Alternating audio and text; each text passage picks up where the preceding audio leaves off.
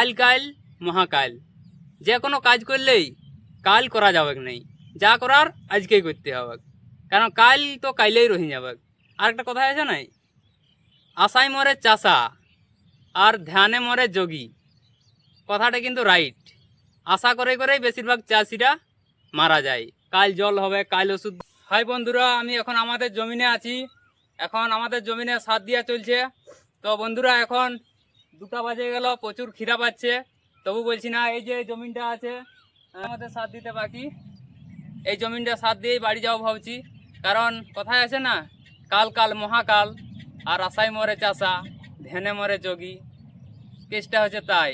যদি আমি আশা করি যে কালকে সার দিব, আর মনে করো কোনো কারণে ওয়েদার খারাপ হয়ে গেল, মনে করো হঠাৎ করতে কোনো প্রোগ্রামই হয়ে গেল অন্য কোথাও যাওয়ার, এই জমিনটা যখন আর সার দেওয়া হবে নাই, দিয়ে কি হবে?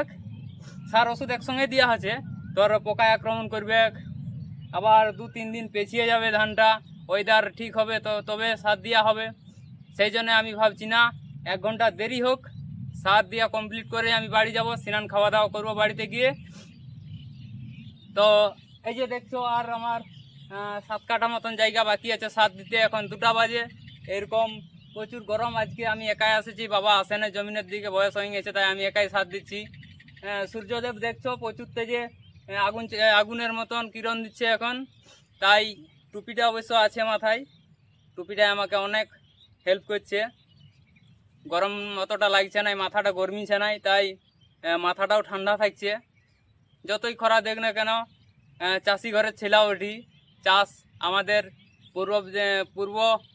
পূর্বপুরুষদের দেওয়া একটা দান। এই দান তো ছাড়তেও পারি নাই, আর ছাড়াও যাবে নাই। আমরা যেমন ধরে রাখেছি, আমাদের ছেলেপুলেরাও এইরকমই চাষাবাদ আশা করি ধরে রাখবে। আর এই চাষ আমাদের মাহাতোদের, আদিবাসীদের, মাহাতো কুড়মিদের সেই পরম্পরায় সিন্ধু সভ্যতা যুগ থেকে হয়ে আসছে এই চাষ, আমাদের আদি পেশা। এই চাষবাসেই আমাদের মেন।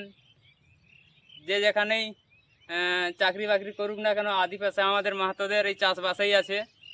তাই আমিও যেখানেই কাজবাজ করি না কেন, এই চাষটা আমি অবশ্যই যোগদান করি প্রত্যেক বছরেই। আর এই যে সার আর কিছু বাকি আছে 10 কেজি মতন, এই সারটা আমি দিয়েই বাড়ি যাব। এখন টাইম 2টা বাজে।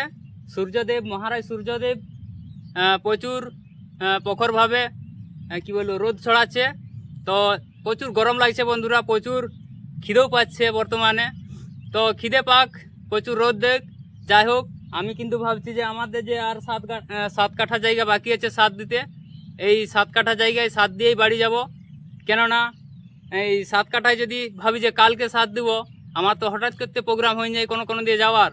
আবার দেখবে যে হঠাৎ করতে ওয়েদারও ধরো খারাপ হয়ে যায়, তো তাহলে তো আমার জমিনটাই সার ওষুধ পড়বে না, দিয়ে তো পোকামাকড়ে খাবে, বিভিন্ন রকম সমস্যা আসবে, দিয়ে জমির ধানটাও নষ্ট হয়ে যেতে পারে। সেই জন্য আমি টার্গেট নিচ্ছি না, আর এই 7 কাঠা জায়গায় আমি সার দিয়েই বাড়ি যাব।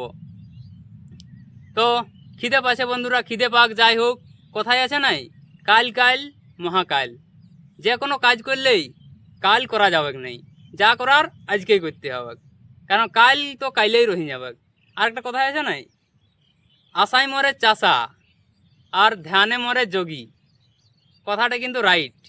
আশা করে করেই বেশিরভাগ চাষিরা মারা যায়। কাল জল হবে, কাল ওষুধ দিব, কাল সার দিব। এবারে ধ্যানে কীভাবে যোগীরা মারা আছে, ও ধ্যান করে করেই আজ ভগবানকে পাবো, কাল পাবো, পরশু পাবো, এইভাবেই যোগীরাও মারা যায়। তো এটা আমার কথা নাই, যেগুলা কথায় আছে সেইগুলাই আমি বললি।